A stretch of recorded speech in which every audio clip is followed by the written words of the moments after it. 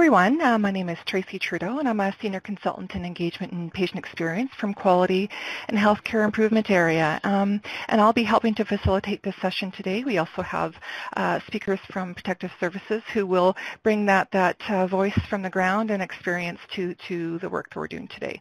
So I just want to make a couple of initial remarks just about patient and family-centered care, and then we'll move into what the session will look like for today. So patient and family-centered care is a foundational approach to creating high-quality, safe health care, and any organization that fully embraces a patient-focused approach is most successful when that patient family-centered care lens extends beyond the bedside. And that's really critical because we think about patient family-centered care primarily at the bedside. It's important that it's present throughout all sectors and programs, including operational support, corporate strategic areas, and community settings.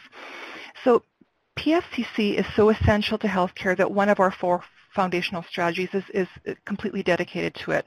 So the patient-first strategy ultimately aims to set the tone for a cultural shift towards a health system that focuses on high-quality care, but driven always by a patient experience lens. And I do want to just make a note on terminology and language. So the use of patient and family-centered care, or PFCC is the acronym, is undertaken just for the sense of brevity today, but it's meant to encompass clients, residents, and all people who are part of accessing healthcare in AHS. AHS Protective Services teams are a really diverse group of professionals, and I think we have quite a few of them on here today. And they work across many AHS care settings and have both a unique opportunity and a really essential role to help advance patient experience.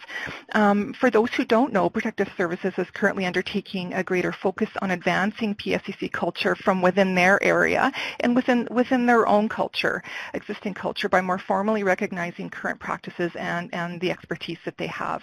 But much of this has been going on diligently at the front line, but really without broader recognition or understanding or even awareness throughout the organization. So our speakers from Protective Services today will highlight some of those factors that have propelled the advancement of PFCC within Protective Services and themselves as a key group to enhance healthcare experiences. So just briefly, our outline for the session today is I'm going to speak a little bit about the journey to date as a facilitator who's worked with this group for about a year and a half. We're going to talk about some key insights that we got from the Protective Services Provincial Conference that occurred in October of this past year and the feedback we got from that.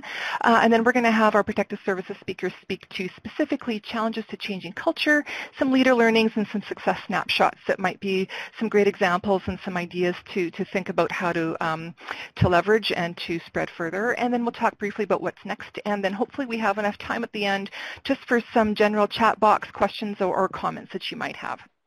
And ultimately, we hope that this session is the spark for new conversations and perhaps even to broaden perceptions of how and who we collaborate with when considering the use of the term team, because we sometimes say that, but we don't always think about what that encompasses, of course.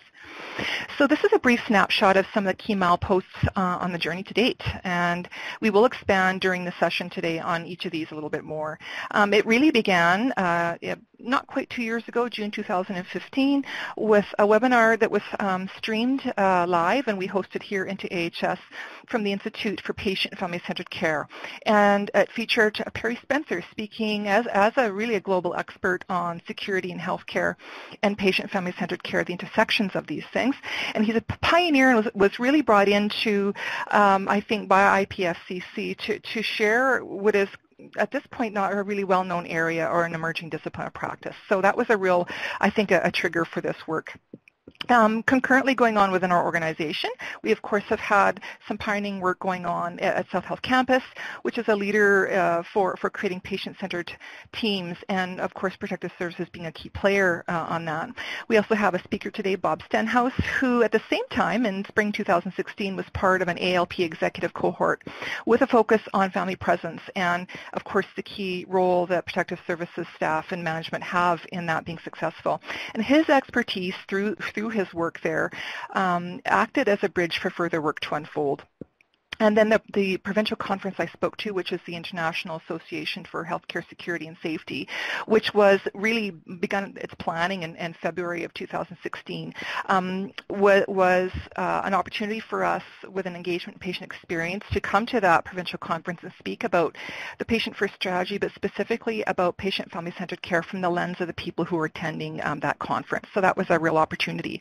And the conference planners, which included Eric Lavoie, who will be speaking here today, and Bob Stenhouse, we're open to taking a leap to consider it being more than just a sharing of information, but an opportunity to tap the voices and expertise, but also the advice back from attendees about how we could make it more than a learning session and really pull from the people who were there to look at goals that we could move forward on as a group. We also were really key taking some time to connect in with our Zone Protective Services directors, who I think are on the call today, and considering their input and expertise and prepping them for some potential conversations to come that were really critical for them to be aware of and to be on board with and feel comfortable with, so that they could then support their teams in having future conversations. So that was really important, and it went well. So why was the June 2015 IPFCC webinar the catalyst for this journey? It was very much about the right time and the right people, and a little bit of serendipity kind of mixed in there. PFCC and protective services in healthcare is an emerging discipline in a specialty area. And as I mentioned, the pioneer and global expert in this area, in this emerging field specifically, is Perry Spencer. He is from Ann Arbor, Michigan, and a director of the University of Michigan Health System and Hospital Security System there. And he was the keynote speaker at that 2015 online webinar, and it was offered, streamed into a couple locations with an AHS Live at that time. And what we decided to do was invite Bob Stenhouse to co-facilitate a webinar debrief with protective services managers and directors from across the province. And that really was the beginning of our internal conversation, which was quite wonderful. By the way, that the article above you'll see is a screenshot, is provided in a resource link that will be shared out with participants tomorrow, I think, in their package. So that led to thinking about the influence of Perry in our then provincial conference for October of 2016, and could we include some of his wisdom? So part of that protective services conference planning, we thought, geez, can we tap this guy's expertise? So we literally just cold called him. We had a planning teleconference with him, and he had agreed to answer questions that we submitted to him in advance, and then be recorded on a Skype session where he was recorded answering those sessions. And then we took that recorded interview session, and embedded it as part of the conference presentation package for the October provincial conference. And so the attendees could actually hear this interaction specific to questions submitted from AHS. And we really wanted to pull on his expertise about how we might take that and apply it to a journey here within Alberta. So what I want to do is just highlight a couple of, I guess, pieces of advice or reflections that he gave during that interview. He talked about initially trying to apply a customer service approach, but feeling like it wasn't really working. There was confusion as to who the customer was. Was it the team that called for assistance? Among other things, as being a confusion. So they landed on PFCC as a much better and well-founded and evidence-based approach, primarily because when they focus on the experience of care recipients, then the partnerships and good communication with clinical providers could then follow after that to enable those best approaches to occur.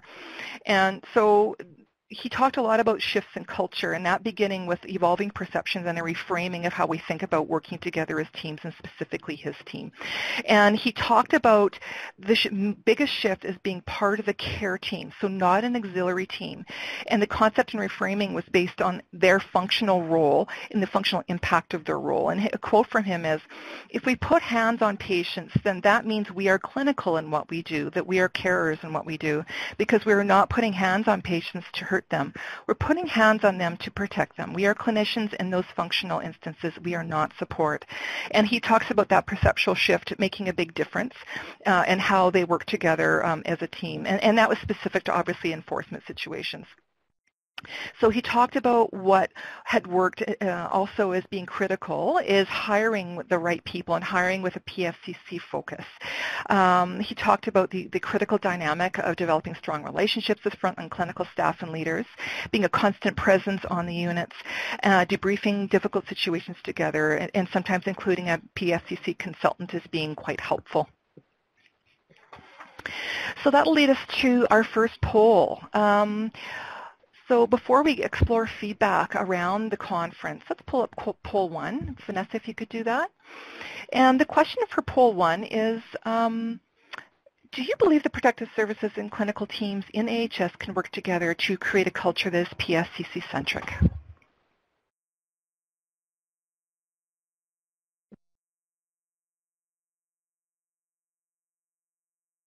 And it's absolutely okay to not be sure, especially if this is really new information for you. Okay, so let's see if we can influence some of this and or give you some directions to go in to explore this. Okay, let's go on to the next. So the provincial conference, as I've alluded to, was a gathering of not only our AHS staff, but also contracted staff and leaders. And this is critical to really do a level set, creating some common language and understanding about what PFCC is, how it might apply to and be advanced by the people who attended this conference. But importantly, we wanted to gather some ideas around what they needed as frontline staff and supervisors and managers from our system, from our leaders, and from themselves and their peers to practice of patient and family-centered care. And that was really interesting because the timing of this was, again, serendipitous. This occurred with those contracted service leaders also attending this conference in advance of the RFP process, which is currently underway. So it was really a nice opportunity to set a positive tone and language for those pending activities. So the gods were kind to us during that time.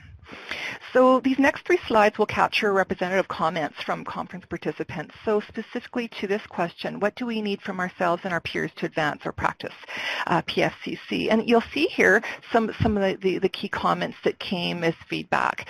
They talked about challenging themselves to pick one thing and start, feeling like they had permission and safety to have open discussions about PFCC amongst their peers and a forum to do that.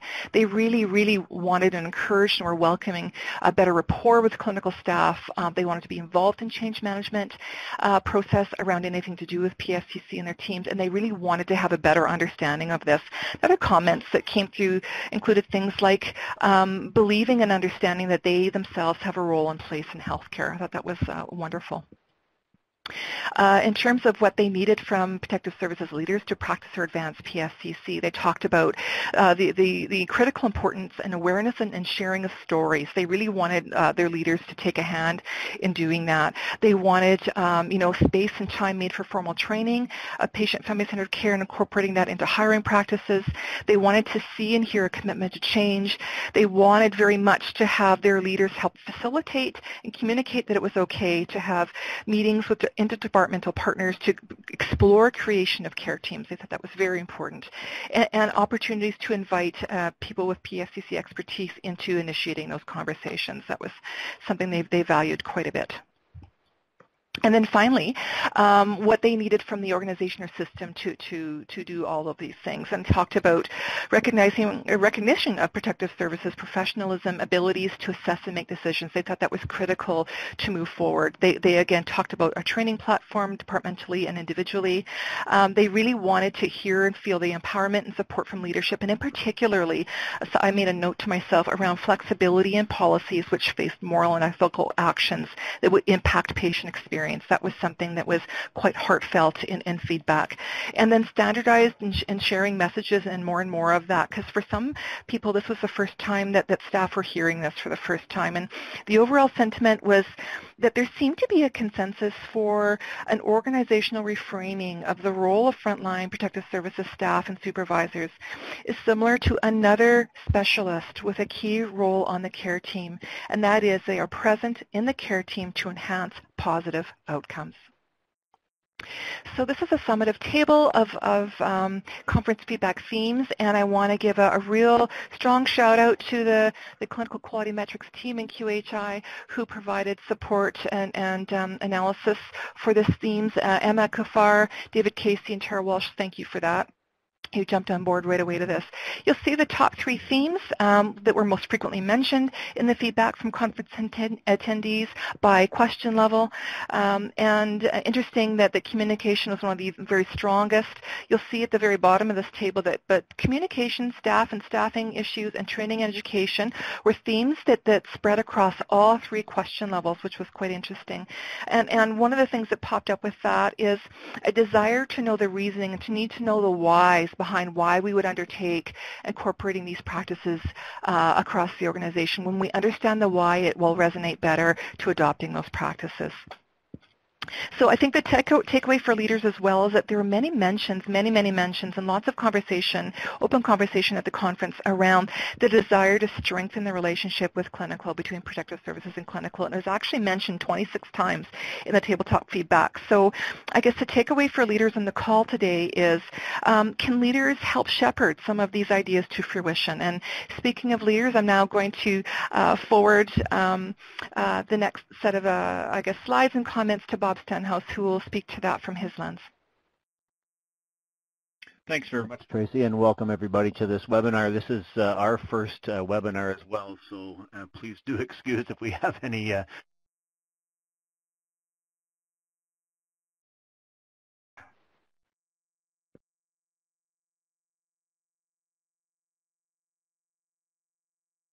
Good morning, Tracy. It's Eric here. Did you want me to jump in and then when Bob rejoins us, he can pick up his end of it? So maybe what we'll do is we'll just jump ahead real quickly in the poll, go into poll question number 2. And if Vanessa, if you could bring that up, that'd be appreciative. Thank you very much. So I ask you to take a minute to take a review of that, and in the interim while you review that, I will introduce myself. I'm Eric Lavoie, the Director for Protective and Parking Services for the Edmonton Zone. My role is primarily from the operational perspective. So our goal in this PFCC journey is to get it founded deep into our culture as we move forward. And one of the questions of the poll that we're looking at is whether or not you feel like roles and responsibilities is a key element in understanding how this fits into a protective services culture. So it looks like we have a fairly overwhelming response that yes, it does play a key role in understanding everybody's accountabilities in this. So moving into the next slide, one of the things that we've done as leaders is we've tried to make sure that we take good learnings away from all of the things that happen within our portfolio as we move through this journey. And in fact, it's fair for us to say that PFCC, we've been utilizing it for quite some time unofficially before we formally adopted this initiative in 2016.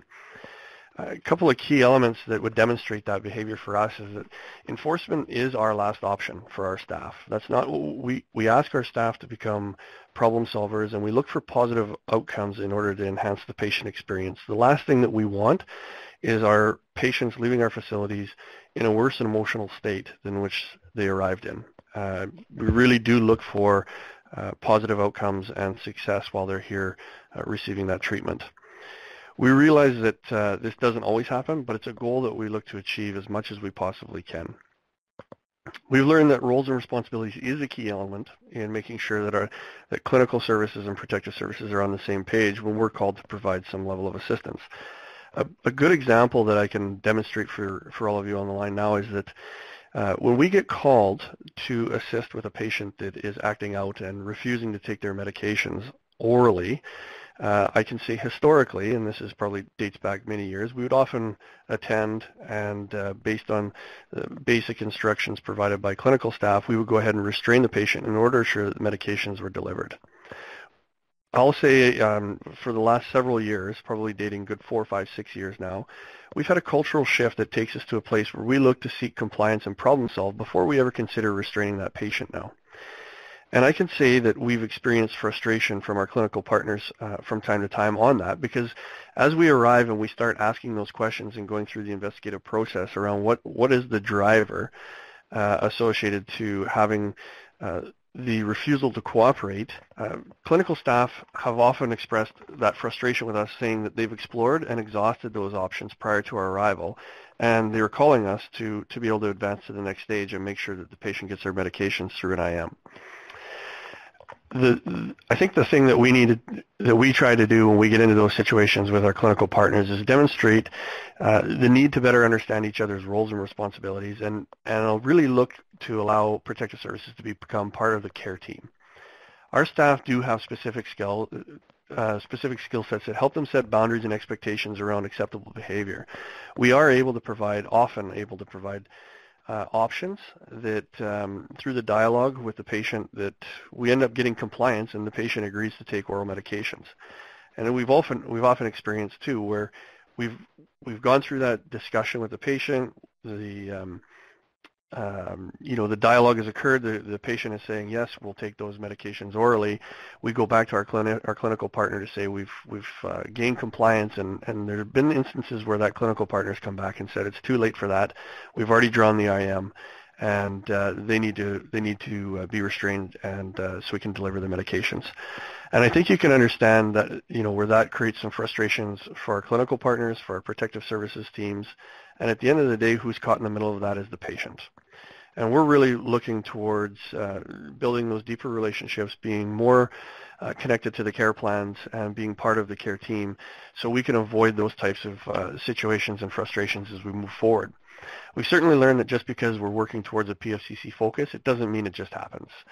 There's still many cultural shifts that have to happen within our own protective services portfolio that affects our mindsets, how we apply our training, our hiring practices, and awareness that PFCC may look different for each functional area, but at the core, it certainly shares a common goal. We have certainly had some success over the last year or so when we formally adopted this initiative. And one of the things that we did across Alberta, all of our zone director leads, we made a commitment to ensuring that all of our frontline and management staff, including our administrative support, have taken the PFCC 101 staff training that is available on my Learning Link, in addition to the mental health and addictions training as well. I do have to acknowledge and throw out a special thank you to Judy Simpson, Marnie Bartel, and Tammy Pollock, as not all of the curriculum was available to some of our contracted staff who work side by side with our Alberta Health Services peace officers in order to make sure that the curriculum was available to them. And they've done a fantastic job in making sure that's happened. And I'm very happy to report that across all 5 zones, we're virtually at about 100% completion for our full-time employees in terms of completing all of the PFCC 101 and addictions and mental health training. So it's fantastic to see. I'll share with you a couple of examples of where we have tangible information associated to living the PFCC initiative. And one of the things I'll reference up front is the South Health Campus, the mental health liaison role of a protective services officer. I can say that the vast majority, if not all of the Calgary zone has adopted it. We are exploring the adoption of it in the Edmonton zone.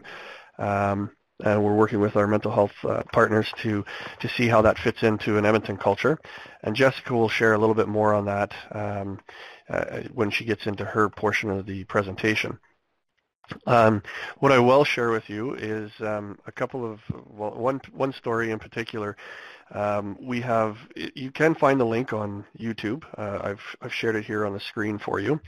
In this particular instance, we had a mother that was looking to visit her son, who was in the hospital and was going to be there for an extended period of time, somewhere in around 7 to 8 weeks.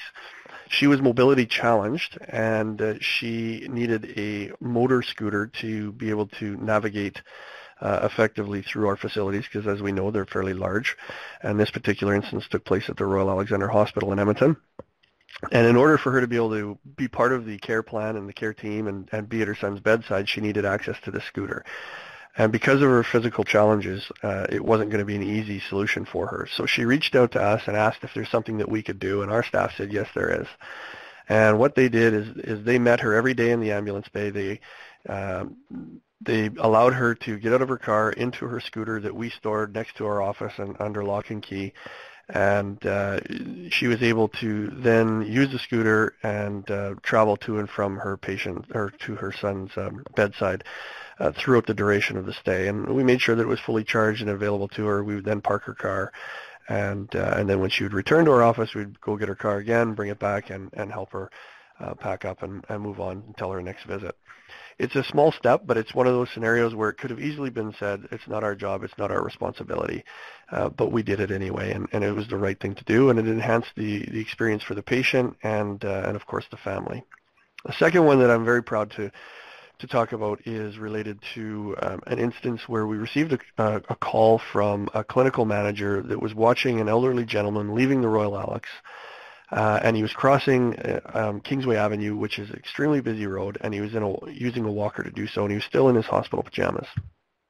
So one of our community peace officers responded to the location and did so using our patrol vehicle, which is a marked vehicle, looks a lot like a bit of a police cruiser. And this fellow was sitting at the bus stop. So he sat down and started a dialogue with the patient, and it learned very quickly that he was certainly confused. Had he left the facility, he probably would have been at harm to himself.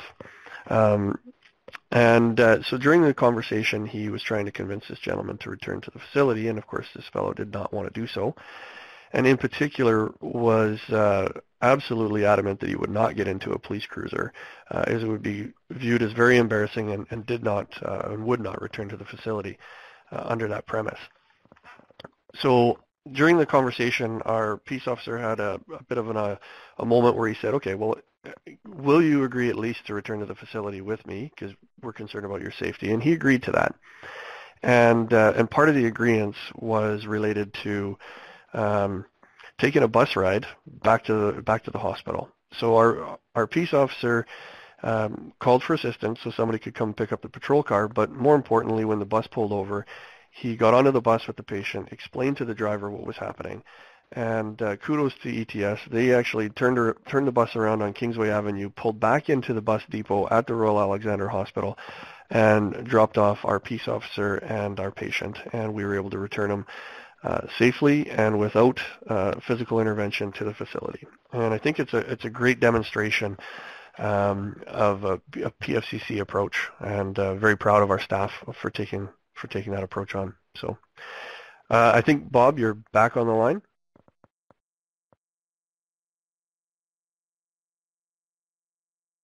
Bob, make sure you're unmuted.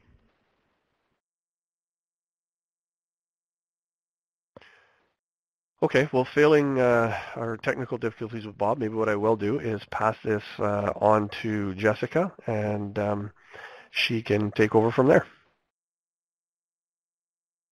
Thank you, Eric. So my name is Jessica P. Brown. The P stands for Protective, in case you were curious. And I've been asked to share with you how I, in my role as the Manager for Protective Services at Self Health Campus, was able to successfully navigate myself and my healthcare security team through the concept and effective delivery of patient and family-centered care. When the Self Health Campus administration and management teams were put together, we were all introduced to the ideas of setting and maintaining a positive and patient or people-centered culture. New culture, new team, new opportunity. It was all very positive, very lighthearted, and very much with the patient and their families at the forefront. I learned about patient and family-centered care practices such as NOD, or Name Occupation Duty, our therapy pet program, and met members of our Citizens Advisory team who gave such valuable feedback and insight into the patient experience from all angles. There was so much to improve upon, and it was quite refreshing to see. I personally had high hopes that we could find a way to sustain these ideas. This all kind of seemed figurative to me at first, and honestly a little bit hokey, but with the full buy-in and the quite assertive nature of the administrative team, there was no question that this would be what the site culture would be built from. Positive culture and effectively delivering a patient and family-centered care model require complete buy-in and commitment from the top down. From the senior operating officer to the frontline team members, we all have to walk the walk. Strangely enough, the more I heard, the more I realized that this really isn't super tough stuff to accomplish. It's mainly about being decent human beings to each other, being equals in our work environment and fields of expertise, and walking the walk of patient and family-centered care. So hypothetical question here, when you think about your team or bigger picture, your site, and our organization, what does positive culture look like to you? And what do you have in place to achieve the culture that you desire? So all that being said, once we had gotten to the site and had determined our own internal culture, my team leads and I felt quite empowered.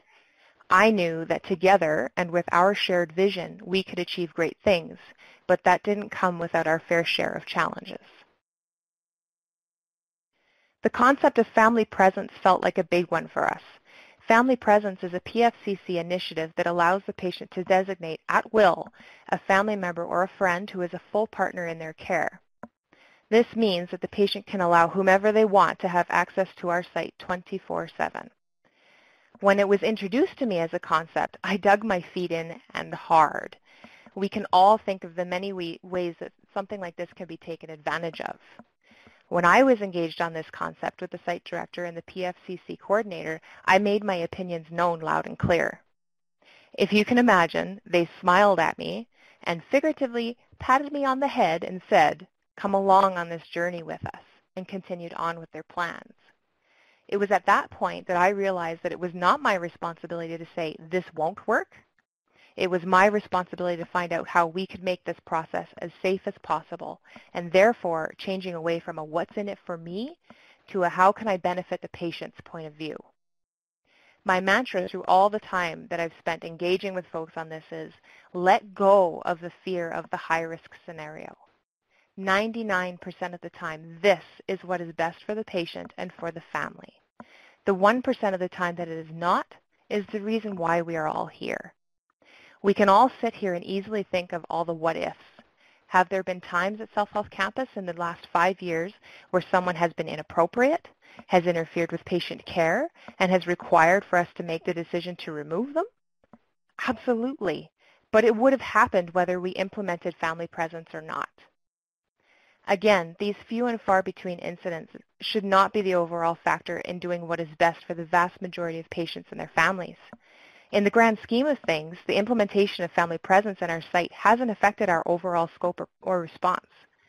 That being said, all of you will absolutely need to consider your site, its physical security, access points, demographics, customer service expectations, and communication strategies between your teams and clinical and support services. When we talk about something so simple as introducing ourselves, name, occupation, duty should be our bread and butter. I challenge folks to remember that just because they wear a uniform or scrubs or a stethoscope or are using a broom, it's not necessarily explicit as to why you are there and what you intend to accomplish. I was told by a study that was done with our Citizens Advisory team that on average, a patient will have 75 people come into their room daily. Patients often don't feel comfortable to ask why you're there, but are often left feeling vulnerable and confused, which does not lead to a healthy and therapeutic experience.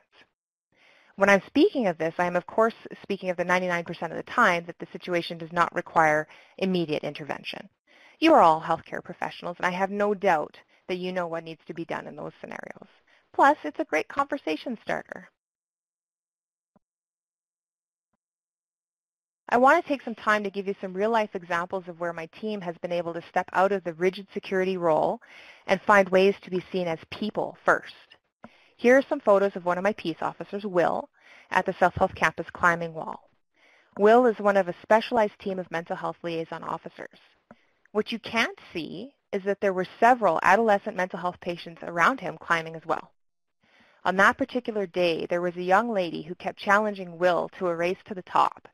I stood there and I watched and I smiled to myself as this young lady with all kinds of unfortunate history laughed and cheered happily as she raced up this climbing wall over and over again, having fun and getting better. As a team, we've worked very hard to lower the stigma associated with mental health patients and their interactions with law enforcement personnel.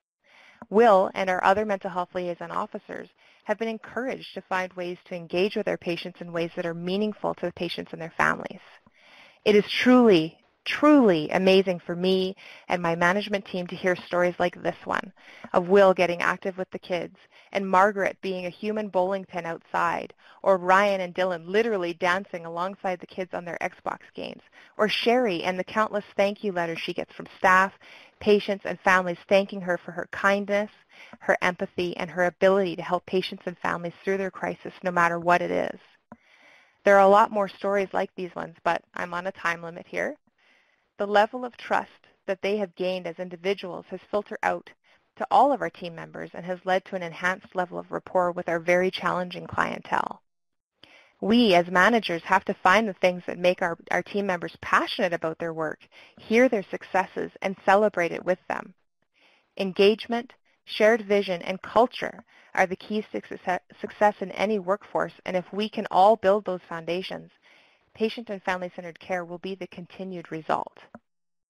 We've all heard the saying, happy wife, happy life. The same applies here. When the patient is happy and feels fully supported in their individual recovery, we as healthcare professionals are happy. It's cyclical, and to me quite profound that we can affect each other's lives in such positive ways with really simple gestures. Life is that much sweeter for all of us when we can take great pride in knowing that we are helping to provide premium, quality healthcare to all Albertans. And with that, I will put it. Thanks very much, and so I won't repeat some of the things that Eric and I was able to hear Eric and Jessica, by the way. So it's been really an interesting journey, as Tracy identified in the earlier slides, from being made more aware of patient and family-centered care, and particularly the project that I worked on family presence in my executive education course, and how that applies to our folks at the front line, but also how it applies to us as a culture in protective services as a whole. So for those that are on the webinar that might not know the structure of protective services, we've got, of course, 5 zones with 5 zone directors that are responsible for the operational frontline provision of protective services program. We also have a Centers of Expertise, which I'm the Executive Director of, and within that we have our Training and Development Unit, our Corporate Investigations Unit, our Operational Support, our Fire Life Safety, and our Enterprise Security Systems, all of which are kind of a bit of a backbone or skeleton to the Protective Services program as a whole. I've been involved in the development of the training program for approximately 7 years within Protective Services, and we've seen an evolution within our training as well. Within the areas, as an example, in terms of how we start to focus our new recruits, and again for the purpose of providing information to those on the call that might not be familiar with protective services, is that we have a 3-week in-house peace officer course that has been approved by a Solicitor General, and it's been an evolution of the contents of that course that finds the balance between teaching on things such as law and officer safety and compliance techniques with more of what we would call the softer skills such as emotional intelligence, verbal judo, addictions and mental health, and other areas, ethics and professionalism, to be able to really kind of bring a recruit from higher to the front line and properly equip them for the very unique challenges that we see within healthcare security. We provide them with the right tools. We focus a lot on empathy and provide them with scenarios to be able to view a situation with high empathy towards the families, but also balanced by the appropriate level of assertiveness and compliance training that is sometimes required to keep everyone safe. We have heard many stories from our officers of the need for a change in perceptions and expectations of a healthcare security officer. We've seen in the past where our officers are oftentimes seen by our clinical partners as providing only physical intervention when needed. And currently our officers are recruited and trained, as Eric has said, to be problem solvers, to be influencers, to be critical thinkers, and to be high performers in dynamic and at times, unfortunately, violent situations. Past negative stereotypes, we've heard of those throughout our industry in terms of what someone might have thought about a security officer in a healthcare facility 30 years ago compared to what we have today within Alberta Health Services Protective Services. Negative stereotypes, of course, we break those down by an increased focus on professionalism, education, and once again, high emotional intelligence.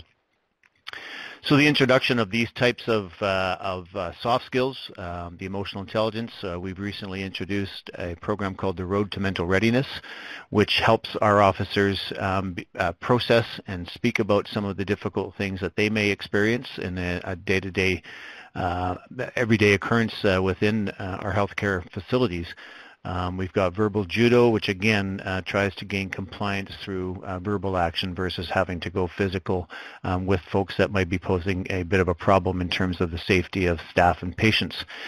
We've got our ethics and professionalism, a high focus on learning how to deal with mental health and addictions patients, and a very high role and emphasis placed on patient and family-centered care. We always ask this question within our training program is to help really guide the actions of our officers on the front line and ask them to ask themselves, is what I'm doing, is it in line with keeping patients and families safe? And is it keeping people safe? So with whatever our officers who have a lot of autonomy on the floor, because we do trust our folks, they ask themselves that question, and if they, as they go through their scenarios and they're asking themselves that question, they realize, while I could do or take this type of action, I don't feel that it will be furthering the safety of staff and patients, therefore I won't. And it's a real paradigm shifter for folks that come into our line of business.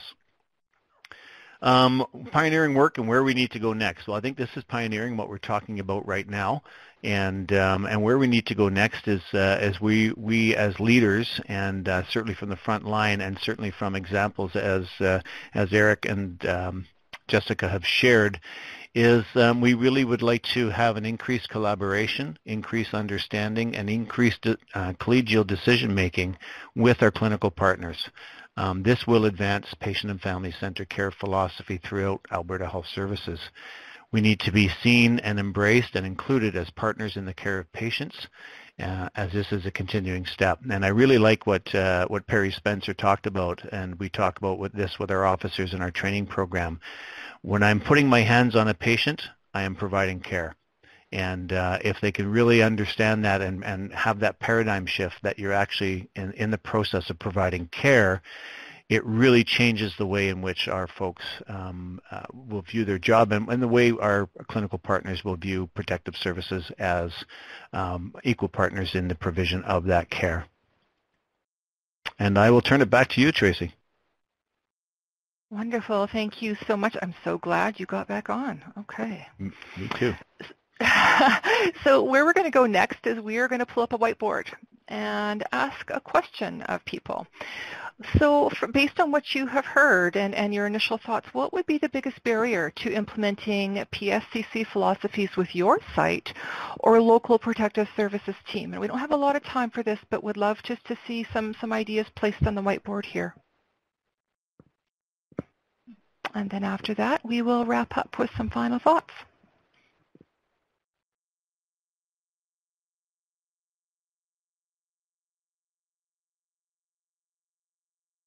To use the whiteboard, you can just move your mouse over to the left-hand side there. There's a little marker, or you can use the text box there as well by clicking the T. Old ways of thinking versus new ideologies, yeah. And Bob, you did a great job really alluding to that. I think that this webinar today is a great first step, and I also know that, that there is probably an openness to having further presentations or conversations with some of this content locally. We'll get to that in a minute around what's next for next steps. Okay, bringing clinicians along, yeah. Lacks knowledge of roles and responsibilities. Protected time. Yeah, so protected time for protective services to receive education. Yeah, that came up repeatedly at the provincial conference in October. Was you know, what we dedicate time to is what we value. So yes, that came up. I would certainly reinforce that. Lack of buy-in. Yes, buy-in was another issue that came up. Buy-in is in some ways a leap of faith, but it also has to be based on seeing roadmaps from other people and believing that there's a way to be paved. Team willingness and availability. Yes, absolutely. picking one thing and starting, I think, is something that they also talked about from our feedback from the conference. Accessibility, having involvement in site leadership meetings, yeah. Setting the tone from a leadership level is critical. We know from a pro-sci lens that that is really important. People need to sometimes feel permission to have those conversations, and that is where some of this information, I think, is certainly a call to action for leaders to help shepherd that. Okay, we do need to close this down, but I think we'll have some opportunities for some further comments just before we wrap up. So we will be keeping track of this in the follow-up as well. I know that we'll have resources that will be shared out tomorrow, I believe. So what is next? Well, you'll see here some things that are definitely on the radar.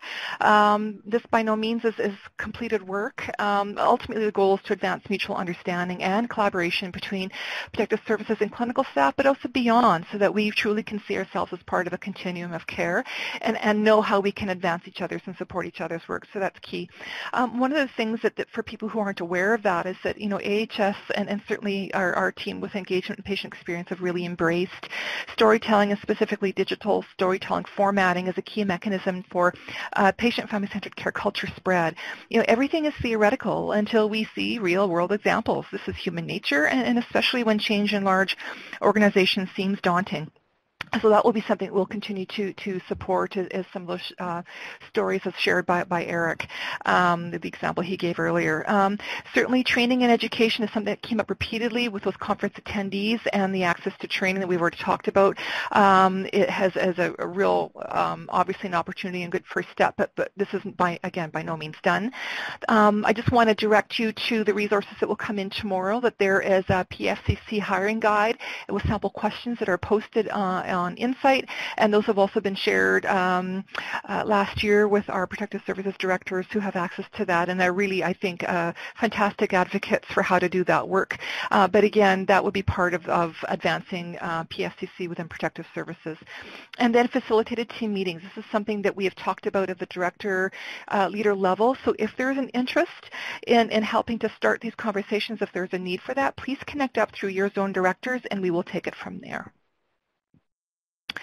And then more what's next, and I really want to give a plug to the webinar that's coming next week entitled She's No Visitor, She's My Wife, Enhancing Family Presence. And, Bob, please jump in here in a second, but, this is really critical to the continuation of this work. Strong collaborative relationships between protective services and frontline staff, clinical staff especially, is a foundational element to success of this new policy and guidelines and practices specifically to its success, but also, thinking in advance how we can co-support this work and having those foundational relationships in place to troubleshoot. That would be really critical. So if not now, when?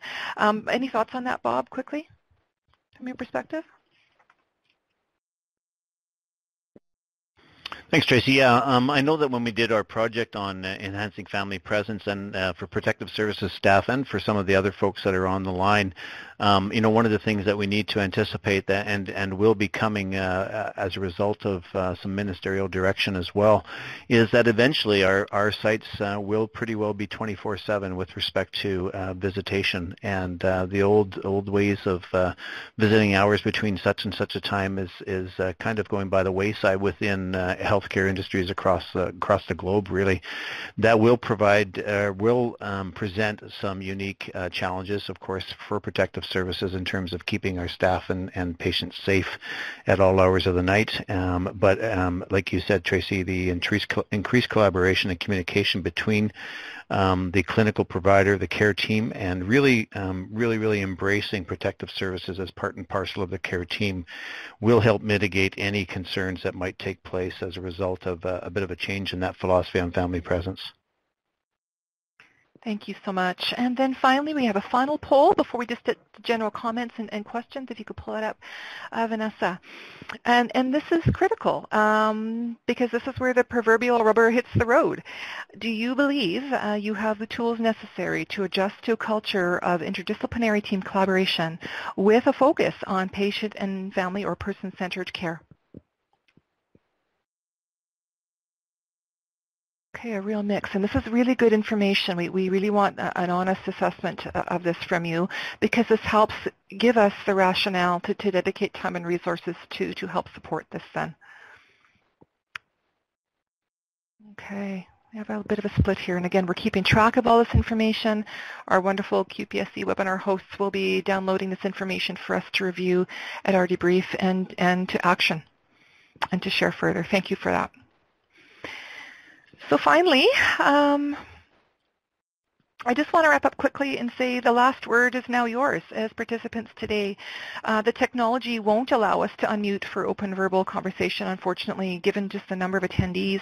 I'm so pleased to see we had a high of about 121 participants, which is absolutely wonderful. But in considering background noise management, we apparently won't be able to do that today. But Vanessa's going to open up a chat box for questions, general questions or general comments, which the four of us will stick handle for response. In the last few minutes we have here.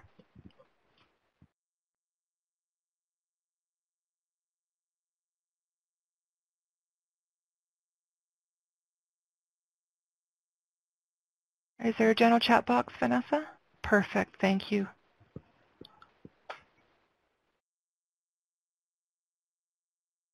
Yes, Amy, this is our first webinar.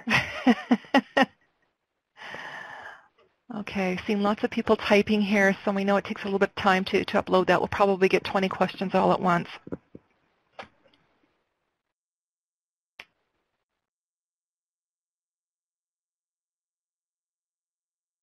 And again, the slides will come out tomorrow, as well as I think I have a full page of resources, everything from the updated family presence information to links to the Perry Spencer resources from Ann Arbor and IPFCC.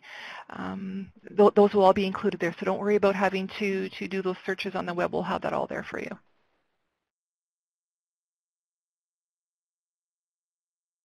QPSC colleagues, they like the pictures of the person talking. Make sure we don't have 3 eyeballs, right? Or if we do, you probably would be okay with that too.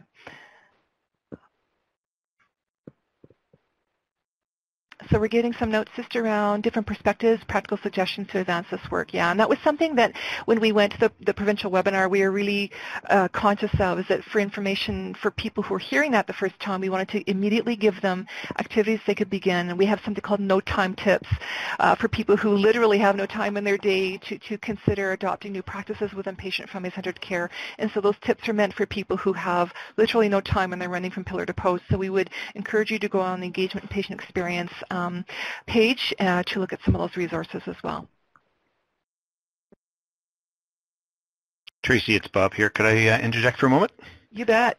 I see we only have a couple minutes left, and this is the last word. So I do want to acknowledge you and the leadership that you provided to our protective services team as we continue on this journey. You've kept us going. You've kept us focused. You've really, really made it interesting. And so big kudos to Tracy out there, folks, for really bringing us along on the journey. Oh, thank you so much. That's wonderful to hear. I'm glad it's been of use. I'm going to give kudos forward then back to you and Jessica, the zone directors, Eric, of course, and also because I haven't been able to do this without the support of clinical quality metrics, the addiction and mental health folks who have been on board, but also the QHI leadership who have seen this as critically important to supporting the advancement of patient-family-centered care. And I want to specifically name Jim Gilray, Glenda Coleman-Miller, Deanna Picklick, Doug Bawalda, Joanne Ganton, and Lynette Lutz, who've been real obvious supporters and champions. So thanks to them for allowing me to kind of have some free reign here. So thanks all. I think we're probably it. Yeah, thank you, Tracy, Bob, Eric, and Jessica. That was a great presentation.